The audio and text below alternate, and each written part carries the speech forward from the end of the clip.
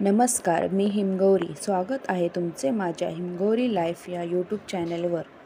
आज आपण चमचमीत असे खारे वांग्याची रेसिपी बघणार आहोत. हे वांगे तुम्ही टिफिनला किंवा कुठे प्रवासातही नेऊ शकता व भाकरीसोबत किंवा चपातीसोबतही वांगे खूप छान लागते खायला.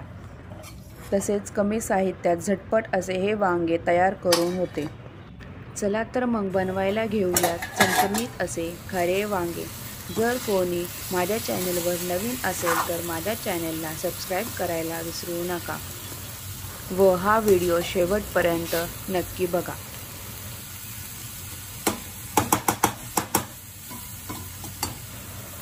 इथे मी 5 ते 6 वांगी घेतलेली आहेत. ही वांगी मी धुवून घेतलेली आहेत व एक खोबऱ्याची वाटी, भरपूर अशी कोथिंबीर, 5-6 मिरच्या. जर तुम्ही जास्त तिखट खात असाल तर मिरच्या जास्त घेतल्या तरीही चालेल. माझ्याकडे इथे गावठी लसूण आहे. लसूण आपल्याला भरपूर घ्यायचा आहे. लसणामुळेच ह्या वांग्याला टेस्ट खूप छान येते व सुक्क खोबऱ्यामुळेही. मी इथे मिक्सरच्या भांड्यात भरपूर असा लसूण, हिरव्या मिरच्या, कोथिंबीर मी धुवून घेतलेली आहे व 1 वाटी सुके खोबरे आपल्याला चिरून घ्यायचे आहे.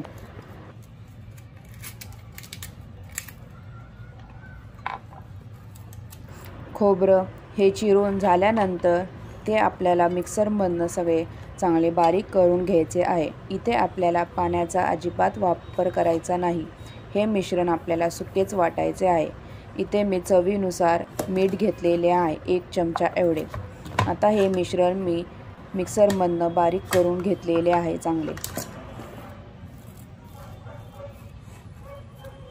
चांगले बारीक अशी पेस्ट झालेली आहे आपल्या वाटणाची. आता आपल्याला वांगेही चिरून घ्यायची आहेत. आपल्याला वांग्याची 4 फोडी करायचे आहेत. मी वांग्याचे वरचे काटे असतात ते काढून घेतलेले आहेत. इथे माझे 1 वांगे हे किडके निघाले आहेत, त्यामुळे वांगे हे बघूनच चिरा नीट. अशा प्रकारे मी हे वांगे चिरून घेतलेले आहेत सगळे. आता आपण जे मिश्रण मसाला केला होता तो एका ताटात काढून घ्यायचा आहे. हे वाटण सगळे ताटात काढून झाल्यानंतर आपल्याला या वाटणामध्ये 1 चमचा एवढी हळद टाकायची आहे. मीठ हे आधीच टाकले होते, त्यामुळे मी इथे मीठ परत टाकणार नाही. आता हे सगळे चांगले मिक्स करून घ्यायचे आहे. हे वाटण चांगले मिक्स करून झाल्यानंतर आपल्याला वांग्यामध्ये चारी बाजूने असे स्टफ करून घ्यायचे आहेत व अशाच प्रकारे सगळी वांगी आपल्याला भरून घ्यायची आहेत.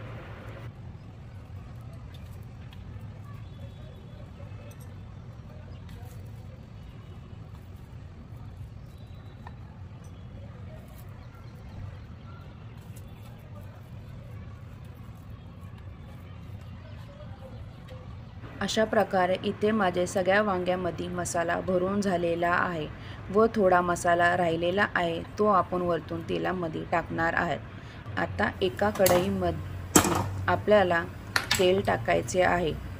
तेल हे भरपूर असले तर चांगलेच, कारण आपल्याला हे वांगे जास्त करून तेलामध्ये चांगले शिजवायचे आहे. पाण्याचा जास्त वापर करू नका, थोडेसे पाणी लागेलच. तेल गरम झाले की अशा प्रकारे वांगे आपल्याला तेलामध्ये सोडायचे आहेत सगळे व जो मसाला राहिला होता तोही या वांग्यामध्ये टाकून द्यायचा आहे व परतून घ्यायचे आहे चांगले.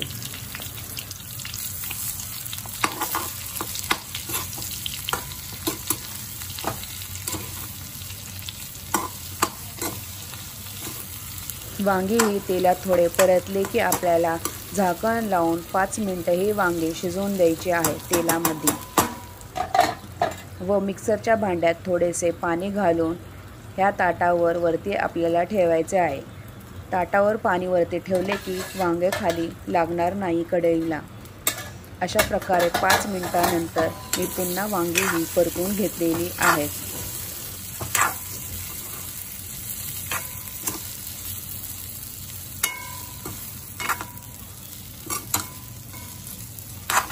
पुन्हा ही वांगी परतली की आपल्याला झाकण लावून 5 मिनिटे हे वांगे पुन्हा शिजवून द्यायचे आहे व ताटावर जे पाणी आहे ते वरचे गरम झाले की आपल्याला हे पाणी पुन्हा त्या वांग्यामध्ये टाकून द्यायचे आहे व पुन्हा हे वांगे शिजवून द्यायचे आहे।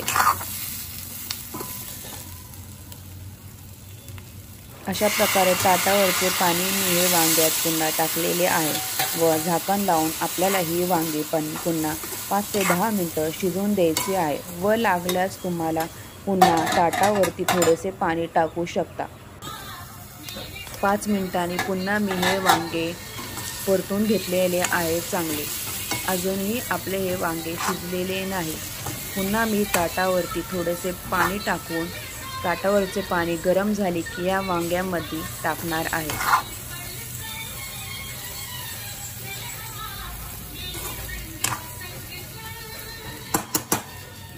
मी ताटावर थोडे पाणी ठेवले होते व ते पाणी गरम झाले की पुन्हा मी ते वांग्यात टाकले व पुन्हा ही वांगी शिजवून दिली। अशा प्रकारे हे वांगे 15 मिनिटात आपले चांगले शिजवून होते। वांगी ही जास्त शिजली व गाळ झाला तरीही चांगली लागत नाही। थोडीशी मीडियम अशी शिजली पाहिजे वांगी। अशा प्रकारे इथे माझी वांगी आता चांगली शिजलेली आहे व आपले खारे वांगे रेडी झालेले आहे। ह्या वांग्याचा मसाला भातासोबत खूप छान लागतो व चपाती बरोबरही। तर तुम्हाला माझी ही रेसिपी कशी वाटली नक्की कमेंटद्वारा कळवा। थँक्यू।